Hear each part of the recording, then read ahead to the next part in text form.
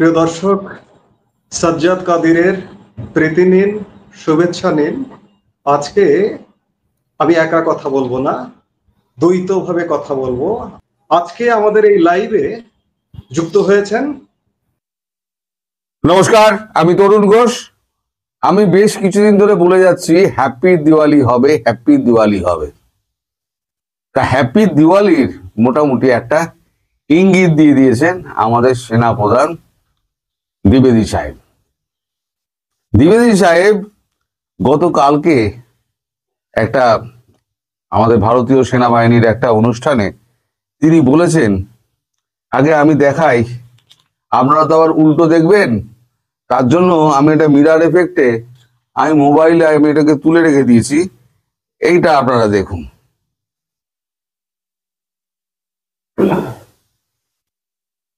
এটা মোবাইলে এফেক্টে mirror effect দিয়ে রেখে দিয়েছি। ট্রেলার সিঁদুর, ত্রিবেদীর হুঁশিয়ারি, মানে ওটা ছিল ট্রেলার। এবার অনেকটা বড় খবর আপনারা দেখতেই পাচ্ছেন, অনেক বড় খবর। আমি অতটা বলতে গেলে এই 10 মিনিটের মধ্যে আর এই ভিডিও হবে না। আমি শুধু এর মধ্যে গুরুত্বপূর্ণ একটা অংশ বলছি আপনাদের। আজ প্রতিরক্ষা মন্ত্রকের একটি আলোচনা সভায় সেনাপ্রধান বলেন, কোনো প্রতিবেশী দেশ সন্ত্রাসবাদকে সমর্থন জানালে ভারতের মতো উন্নয়নশীল দেশের কাছে সেটা দুশ্চিন্তার বিষয়। সন্ত্রাসবাদী ও সন্ত্রাসে মদতদাতাদের আমরা একই চোখে দেখি, মানে সরকার এবং সন্ত্রাসবাদী যারা আছে একই চোখে আমরা দেখি। যারা সন্ত্রাসে মদত দেয় তাদের বিরুদ্ধে একই ব্যবস্থা নেওয়া হবে বলেও তিনি পরিষ্কার জানিয়েছেন।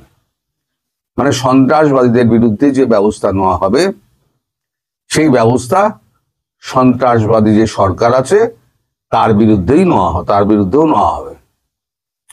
এখন এর সঙ্গে তিনি আবার একটা পরে সাংবাদিকদের সঙ্গে কথা বলতে গিয়ে স্টেজের বাইরে তিনি বলেন যে বাংলাদেশ বেশি যদি বাড়াবাড়ি করে তাহলে 22 কিলোমিটার 2 ঘন্টার মধ্যে 220 কিলোমিটার হয়ে যাবে। আর বাংলাদেশকে যদি তার অস্তিত্ব টিকিয়ে রাখতে হয়, রাজনাথ সিংকে এগিয়ে গিয়ে আরো এক কাঠি এগিয়ে গিয়ে বলেছেন, তাহলে অখণ্ড বাংলাদেশের চিত্র আর ম্যাপে থাকবে না। বাংলাদেশের প্রতি এটা আমার, সরকারের প্রতি এটা আমার বার্তা।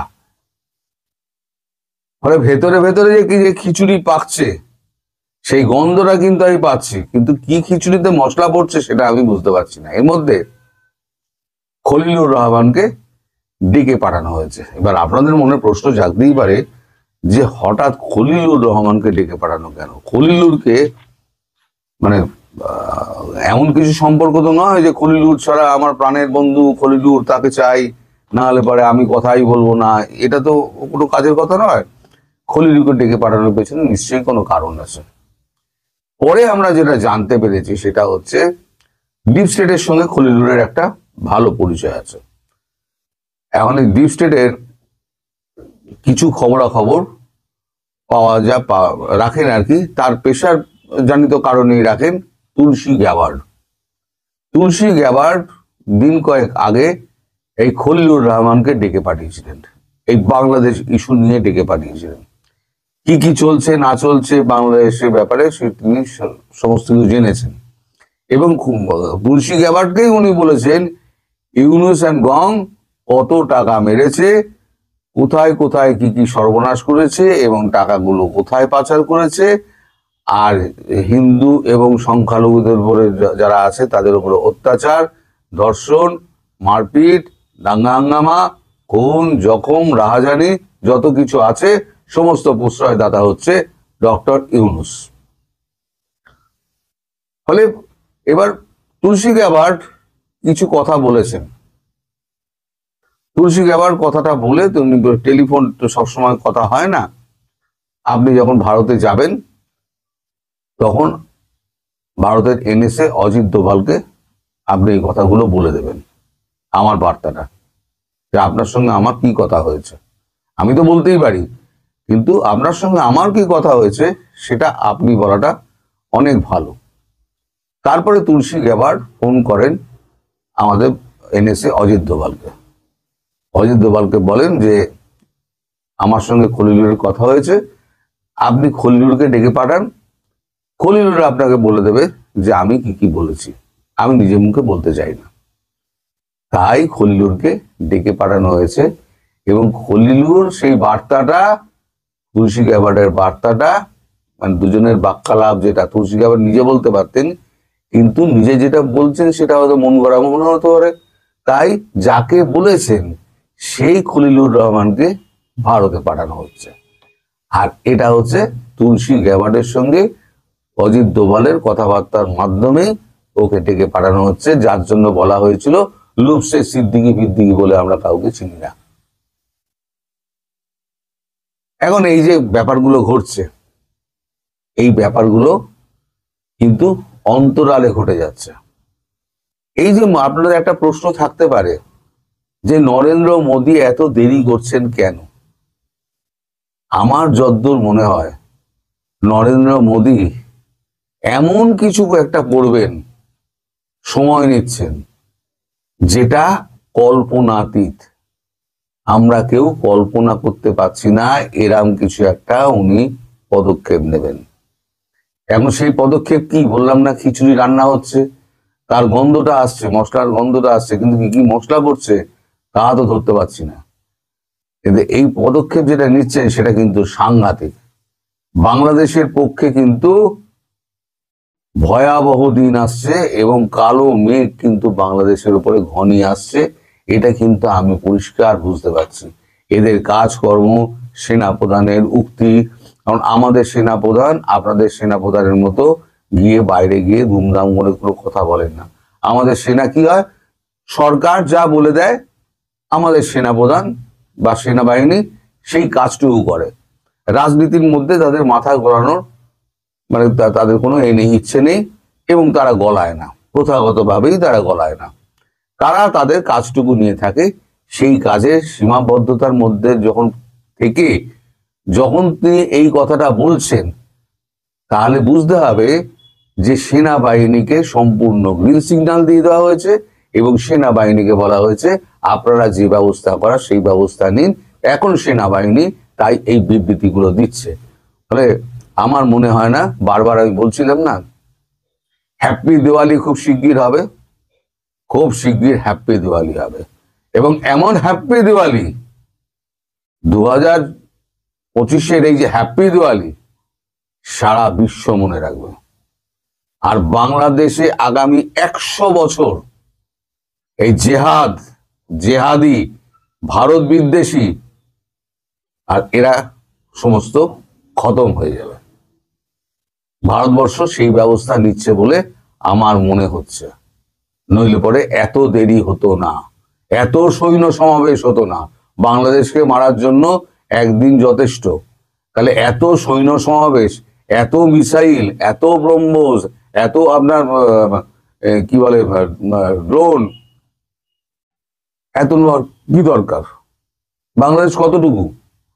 ভারতবর্ষ যদি মনে করে একদিনের মধ্যে বাংলাদেশ দখল করে নেবে, কতটুকু সময় লাগবে? আপনারা নিজেরা খুব ভালো করে জানেন।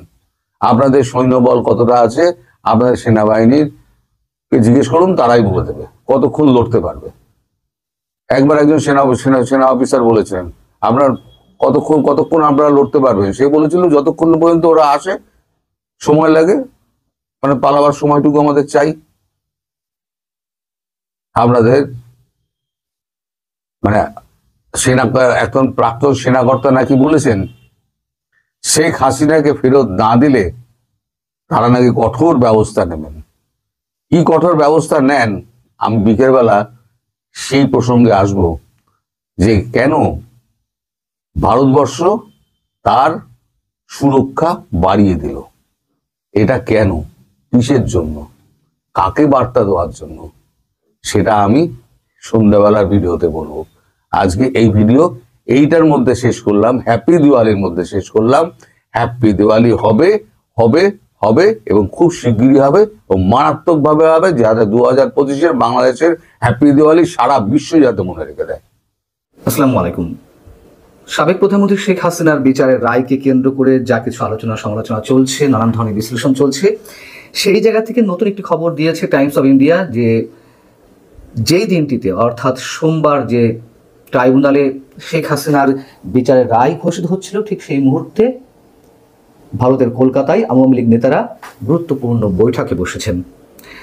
এবং আমরা জানি যে বিবিসি এর আগে একটি রিপোর্ট করেছিল কলকাতাতে আওয়ামী লীগের দলীয় কার্যক্রম চলছে, দলীয় অফিস ভাড়া নিয়ে, যদিও তার কোনো তথ্য প্রমাণ এটি পাওয়া যায়নি। তবে বৈঠক যে তারা করে এটি মোটামুটি সবাই নিশ্চিত। এবং খোদ ভারতের প্রভাবশালী গণমাধ্যম টাইমস অফ ইন্ডিয়া এই খবরটি দিয়েছে। টাইমস অফ ইন্ডিয়ার এই খবরের শিরোনাম হচ্ছে আওয়ামী নেতাজ in exile plan stir in Bangla, এবং তাদের কিছু পরিকল্পনার কথাও এখানে জানানো হয়েছে। তবে মিটিংটি ঠিক কোথায় অনুষ্ঠিত হয়েছে সে সম্পর্কে বিস্তারিত এই রিপোর্টে বলা হয়নি।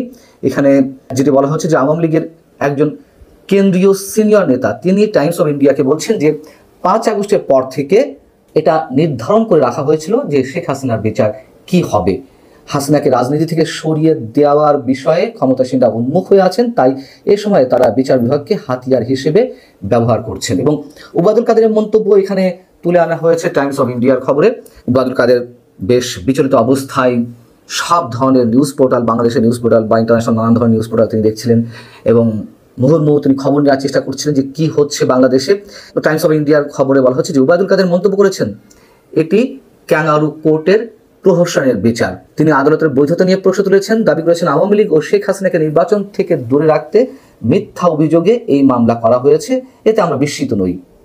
এবং তিনি এই রায়কে রাজনৈতিক প্রতিশোধ হিসেবে দেখছেন এবং 71-এ যে শক্তি পরাজিত হয়েছিল আমাদের মহান মুক্তিযুদ্ধ, সেই পরাজিত শক্তি তাদের প্রতিশোধ নিতেই এই ধরনের ব্যবস্থা করেছে। শেখ হাসিনা বিচার প্রক্রিয়া বিতর্কের সঙ্গে সম্পন্ন করেছে এবং বলা হচ্ছে যে কেন্দ্রীয় কমিটির যে নেতার বক্তব্য নাম প্রকাশ করা হয়নি, যা তার বক্তব্যের বরাদ্দে বলা হচ্ছে শেখ হাসিনার অনুপস্থিতিতে এবং তার পক্ষে আমরা যেসব আইনজীবীকে প্রস্তাব করেছিলাম তাদের কাউকে আদালতে উপস্থিত হওয়ার অনুমতি না দেওয়ার মাধ্যমে বিচার হয়েছে। তার আত্মরক্ষার অধিকার সমুন্নত রাখা হয়নি। এই নেতা আদালত গঠনের কারণ নিয়েও প্রশ্ন তোলেন এবং ওবায়দুল কাদের যেটি জানিয়েছেন যে খুব শীঘ্রই যমুনা অভিমুখে মার্চ করা হবে, অর্থাৎ প্রধান উপদেষ্টা ডক্টর মোহাম্মদ ইউনূসের যে বাসভবন এখন রাষ্ট্রীয় অতিথি ভবন, সেই যমুনা অভিমুখে মার্চ করা হবে। তবে কবে, কখন, কিভাবে করা হবে এই সব বিষয়ে বিস্তারিত কিছু জানা যায়নি।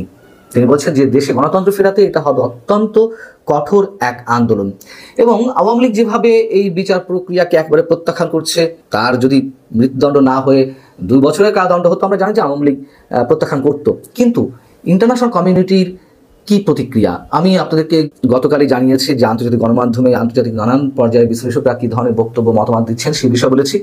আন্তর্জাতিক মানবাধিকার সংগঠনগুলো কি বলছে। অ্যামনেস্টি ইন্টারন্যাশনালের মহাসচিব অ্যাগনেস ক্যালামার্ড তিনি মন্তব্য করছেন 2024 সালের জুলাই আগস্টে যেই আন্দোলন হয়েছে, ছাত্র বিক্ষোভ হয়েছে, সেখানে যে ভয়াবহ মানবাধিকার লঙ্ঘন হয়েছে, তার অবশ্যই তার জন্য যারা দায়ী ব্যক্তিগতভাবে হোক অথবা যেভাবেই হোক, তাদের অবশ্যই স্বাধীন এবং সুষ্ঠু বিচারের মাধ্যমে তদন্ত ও বিচারের আওতায় আনতে হবে। কিন্তু এই বিচার ও রায় কোনোভাবেই ন্যায়সঙ্গত নয়। ভুক্তভোগীদের প্রয়োজন ন্যায় বিচার ও জবাবদিহিতা, অথচ মৃত্যুদণ্ড মানবাধিকার লঙ্ঘনকে আরও বাড়িয়ে তোলে।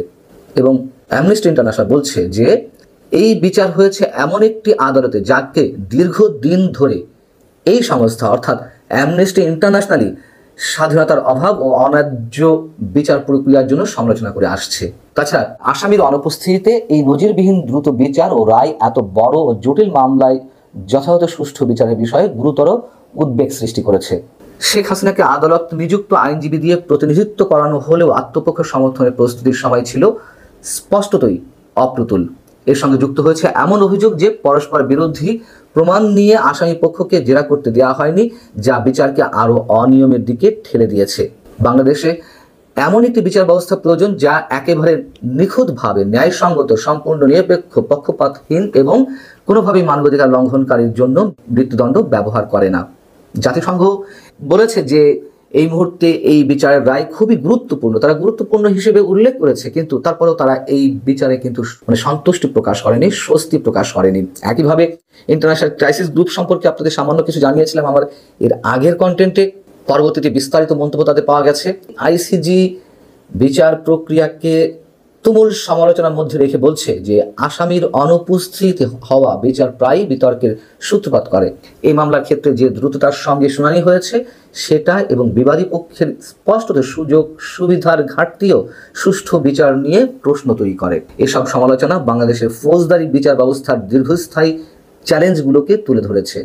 2024 সালের আগস্টে ক্ষমতায় আসার পর দেশটির অন্তর্বর্তী সরকার এসব চ্যালেঞ্জ সমাধান করতে পর্যাপ্ত ব্যবস্থা নেয়নি, অথচ আমরা শুনছি সংস্কার সংস্কার সংস্কার, শুনতে শুনতে আমাদের কান ঝালাপালা হয়ে গেছে। যাই হোক, ইন্টারন্যাশনাল ক্রাইসিস গ্রুপ বলছে এসব সমালোচনা শেখ হাসিনার কর্মকাণ্ড, আওয়ামী লীগ নেতৃত্বের কর্মকাণ্ড বা আইন শৃঙ্খলা রক্ষাকারী বাহিনীর একটি অংশের কর্মকাণ্ডকে হালকাভাবে নেওয়ার জন্য ব্যবহার করা উচিত না। অর্থাৎ তারা যে বলছে যে এই বিচার প্রক্রিয়া সুষ্ঠু প্রক্রিয়ার মাধ্যমে সম্পন্ন হয়নি, আসামির অনুপস্থিতি হয়েছে, কিংবা সাক্ষীদেরকে যথাযথ প্রক্রিয়ায় জেরা করা হয়নি, এই সমালোচনার কারণে আওয়ামী লীগের নেতাদের যে কর্মকাণ্ড, অপরাধমূলক কর্মকাণ্ড কিংবা আইন শৃঙ্খলা রক্ষাকারী বাহিনীর বিরুদ্ধে যে ধরনের অভিযোগ রয়েছে সেগুলোকে হালকাভাবে নেওয়ার কোনো কারণ নেই। যাও, এখন বিষয় হচ্ছে দর্শক, বিচারে কি হবে এটি মোটামুটি শেখ হাসিনার পক্ষের কিংবা শেখ হাসিনার তুমুল বিরোধী সব পক্ষেরই ধারণা জন্মেছিল এবং সেটিই হয়েছে। কিন্তু সেটি যে সমালোচনা ঊর্ধ্বে থাকবে না, বিশেষজ্ঞ মহল যে ধারণা করছিলেন, ঠিক সেটি আন্তর্জাতিক মানবাধিকার সংগঠনগুলো তারা জানিয়ে আসছে। এবং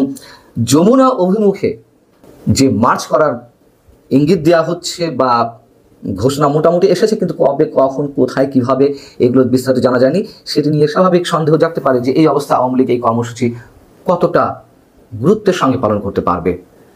এবং নিঃসন্দেহে এটি বলা যায় শেখ হাসিনার বিচারের রায় এটি বাংলাদেশের রাজনীতিকে আরও টালমাটাল করবে, সেটি যেভাবেই হোক। এবং এই মন্তব্য খোদ আন্তর্জাতিক বিশেষজ্ঞদের। ভালো থাকুন সবাই, আল্লাহ হাফেজ।